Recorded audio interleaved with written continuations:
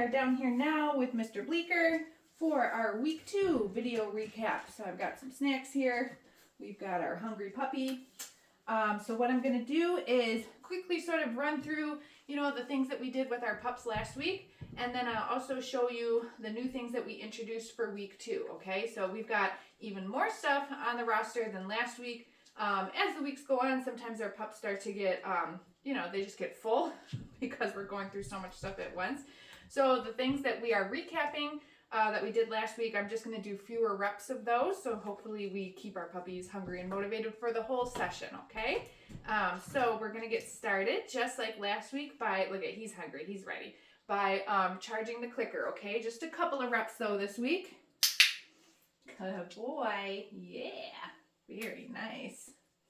So we'll maybe do this 2 times in a row. These are crunchy treats, yeah. Make sure you finish that up. Good boy, Bleeker. Love his name. All right, we're gonna move right into following that food lure. Bleeker. Yeah, good boy. And I'm pairing it with his name already, right off the bat. Bleeker. Yes. Perfect, man. Good job. All right, our first new exercise for week 2. This is called the flying cookie game. Ready? Go get it. I'm gonna toss a little cookie that way. Then finish it. Bleeker! And then I'm gonna call him back to me over here. Wow, good boy. Good boy. Okay, get it. Bleeker! Beautiful. So you can see this is another little name exercise, but we're also getting some more movement from our puppy. Okay, get it. Let's do one more of those. Bleeker! So starting to look like a little bit more of a formal recall exercise or a come when called, right? So we have kind of limited space down here in our training space, but at home you could be running all over the house, making this a super fun game for the puppy, doing the flying cookie game, pairing it with their name, clicking and feeding when they come back to you, right? Yeah, you smart boy. You smart boy. Okay, remember from last week, we also had our hand targets. They looked like this. Touch. Good job. See if you can do that again. Bleeker, touch. Good man. Yeah. A little awkward target. Bleeker, touch.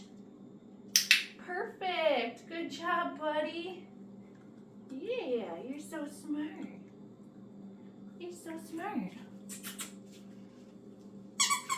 Where's your toy? Where's your toy? Huh?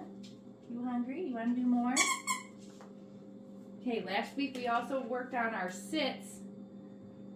Let's do a couple of those real quick. If your puppy's already sitting, just get them on that food lure and lure them out of position. Bleeker, sit. Oh my God, you're so smart. And we're gonna release him out. Okay. When he comes back, we can do the same. Bleeker, sit. Oh my goodness, yeah, you're so cute. I just waited for his front feet to be down on the ground, okay, before I came in to feed him the cookie, right? Sometimes they're just super exuberant to give you that sit. They give you kind of a sit pretty. Good man. All right, another new exercise for this week is we introduce the down. So that's gonna look like this. We get our puppies into the sit first, but instead of clicking and feeding there, gonna bring the cookie down to the ground, down. And once chest and elbows are on the ground, we're gonna click that, feed them. Okay, same thing, we're using our release word to let them move out of position. Okay, let's do that 1 or 2 more times, see what he's into. Sit. Down. Good boy, Bleeker. Good boy, okay. I think he knows his release word. He is kind of looking for that cookie before he gets up. Let's do one more down. Just for practice since this one's new. Sit. Good sit. Down. Good boy. Very nice. Okay. Wow, he's so smart. So you could see there, when I moved from practicing the sit to practicing the down, I did a couple reps of sit, and I did mark and reward for those repetitions of the sit. But then when I moved on to the down, you know, I can see that his sits are very nice. So I stopped rewarding the sits and I was just rewarding the down, right? So this is where we kind of start to think about fading our food rewards a little bit, maybe when we start to behavior chain or put multiple behaviors together. So I asked him for a sit and a down, essentially for only one click and only one cookie. Now, again, these are tiny little babies. Like, we're not going to get crazy about this. We're not going to, you know, get too crazy about trying to get rid of the food that quickly. But just kind of an example of how you can think about starting to behavior chain things together. Good boy. As the dog starts to become more mature and they really understand what it is, you know, that you're asking of them when you give them the command for the behavior. All right, so after that little break there, let's move on to our mat exercise. Last week, the puppies were doing really well with this. I think all the dogs were already offering a down on the mat, which really is my criteria for week 2. So this might look kind of similar to last week, but also we'll just add a little bit more duration, okay? Here's your mat, buddy. So I want to see that they can come over to the mat and find the down. Wow, you are so smart, Bleeker. And so I'm just going to add a little bit more duration in between my food reward when I come down and put the cookie on the mat for him. And also I'm going to add a third, like last week I was just doing 2 cookies, I think. So this week we'll give him 3 for staying there. So just adding some duration of him being there, right? Okay. Then we're going to release him off just like we do for everything else. Okay. Good boy. And let's pick up our mat and try that again. I got to reload. Hang on. There we go. Now I'm ready. Now I'm ready. Where's your mat? Sometimes they do this. They get on the mat and they lay down facing away from you. Not really a big deal. Like, I'll take that. I mostly just want to make sure that the majority of the dog's body is on the mat. Izzy, his little tail's hanging off. Like, that's fine. If any more of him was hanging off the mat, I probably would use the food to try to lure him back on to get more of himself on there. Ready? Okay. Get it, get it, get it. You got it, bub. Let's do this one more time. Remember, our puppies these are babies, so they're still, you know, super uncoordinated. They don't have all their motor skills yet. Good job. Yeah. There you go. Good boy.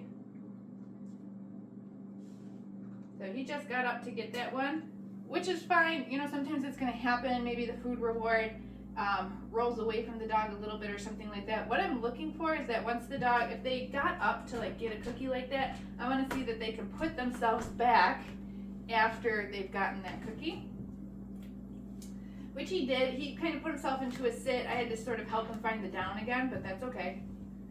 Okay. Good job. All right, 3 reps of the mat. Pups are all doing really good with that. Yeah, you smart. You smart little baby. Where's your toy?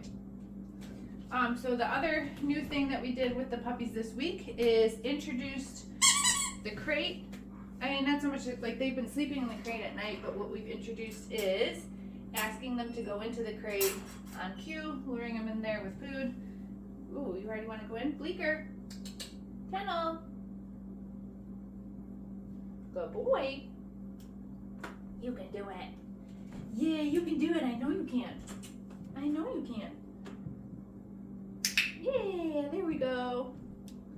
So as soon as they get feet in, or once they get all 4 feet in, right, we're going to mark that with the clicker, and we're going to drop some more treats into the crate. You can either do from the top, from the side, whatever. Again, like all the puppies, when we do this the first week, they're all kind of at different stages with this. Some pups will hop right in for the cookies. Some takes a little bit of coaxing. But this is important to start to teach them, again, at an early age, because I want a dog who I can point at their crate and say, kennel, and they're happy to go right in, right? So we start training this when they're really young. We call this little crate game that we're playing. Like, I'm not planning on actually closing the door on Bleeker today. The point of this exercise, ready? Okay. The point of this exercise is just to teach the dog to go into the crate when we give them the word, and to build some value and make the crate fun for them, right? Good boy, Bleeker. Kennel.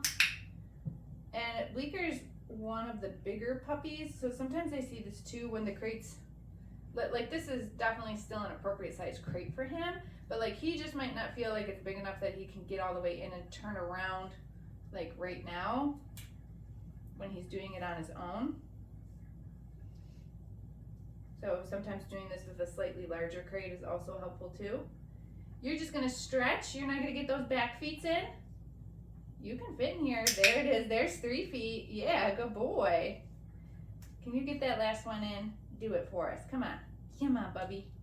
Come on. Oh, I dropped that one on the ground. Yeah. Okay, there he got 4 in because he turned around. Yeah, good boy. Get it. Ugh, making my foot hurt leaning like that. You want to try one more time and then we'll give this one a break? Come on, bub. One more. Yeah, kennel. Here we go. Good boy. So even if they're not getting all 4 feet in the first week, you know, we're definitely rewarding them a lot for effort. What are you biting the blanket? You're silly. All right. I'm going to leave those in there in case he wants to think about going in to get them. That's another strategy you could have too, like in the crate, you could just drop some treats in there and the dog could just find them, right? They're like, ooh, magically treats appear in my crate. That's so much fun. Yeah, that's so much fun. Okay, let's see. Last handling exercise, what we did for our pups this week was we introduced grooming tools. So I have the nail clippers down here with me today for our recap video, but you would do the same thing for any grooming tool, the brush, you know, whatever.